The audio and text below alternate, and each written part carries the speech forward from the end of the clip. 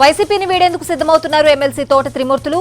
సామినేని ఉదయభాను ద్వారా జనసేనలో చేరేందుకు ప్రయత్నిస్తున్నట్లు తెలుస్తోంది. తోట త్రిమూర్తులు, సామినేని ఉదయభాను వరుసకు వియ్యంకులు. తోట తనతో పాటు వస్తారని జనసేన పెద్దలకు సామినేని చెప్పినట్లు సమాచారం. అయితే తోట చేరికకు జనసేన నుంచి ఇంకా క్లారిటీ రాలేదని తెలుస్తోంది. ప్రస్తుతానికి 3 పార్టీలకి అనుకూలంగా ఉన్న నేతల్నే చేర్చుకుంటున్నారని సమాచారం. గత వారం జగన్ పిఠాపురం పర్యటనకి ఎమ్మెల్యే తోట దూరంగా ఉన్నారు. దీంతో ఆయన కూడా పార్టీ మారతారన్న వార్తలొస్తున్నాయి.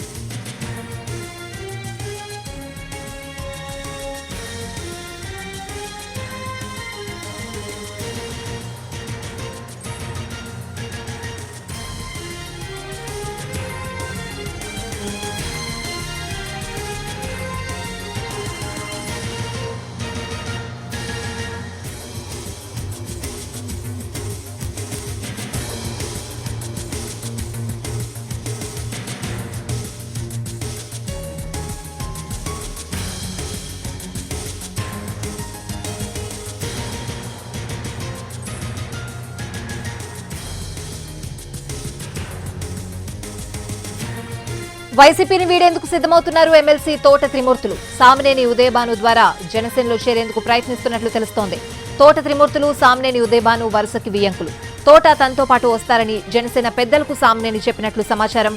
అయితే తోట చేరికకు జనసేన నుంచి ఇంకా ఎలాంటి క్లారిటీ రాలేదని తెలుస్తోంది. ప్రస్తుతానికి 3 పార్టీలకి అనుకూలంగా ఉన్న నేతల్నే చేర్చుకుంటున్నారని సమాచారం.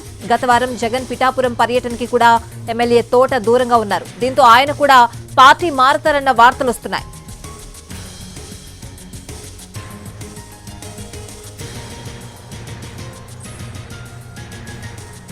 వైసీపీని వీడేందుకు సిద్ధమవుతున్నారు ఎమ్మెల్సీ తోట త్రిమూర్తులు. ఆయన కూడా జనసేనలోకి వెళ్తారు అనే ప్రచారం అయితే సాగుతోంది. ఇదే విషయానికి సంబంధించిన పూర్తి అప్డేట్స్ అడిగి తెలుసుకుందాం.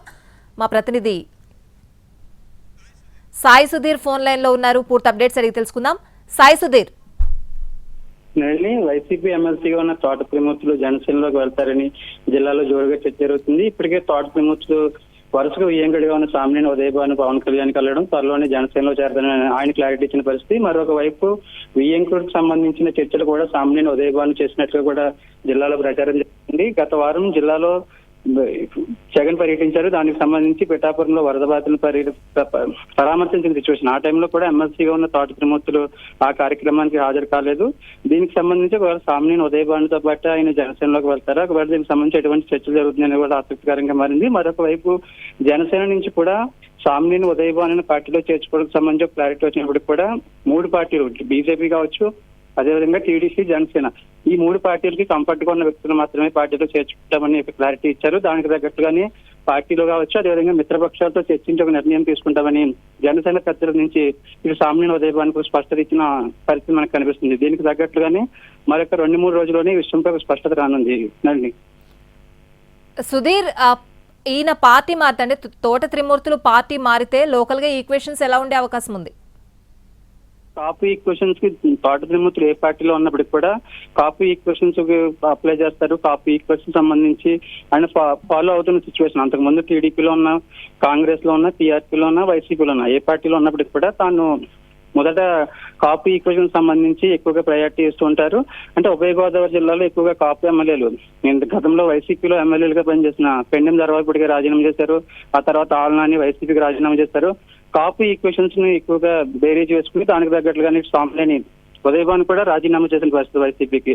ఈ ఇంపాక్ట్ ఏ విధంగా ఉంటుంది? ఒకవేళ తోట త్రిమూర్తులు కనుక వైసీపీకి ఎమ్మెల్సీ పదవి కూడా రాజీనామా చేయాల్సి ఉంటుంది. దీనికి తగ్గట్లుగానే మిగతా వాళ్ళు ఎవరైనా జాయిన్ అవుతారా, వైసీపీలో అసంతృప్తిగా ఉన్న వాళ్ళు ఎవరైనా జాయిన్ అవుతారని కూడా ఆసక్తికరంగా మారింది. Right Sudheer, thank you.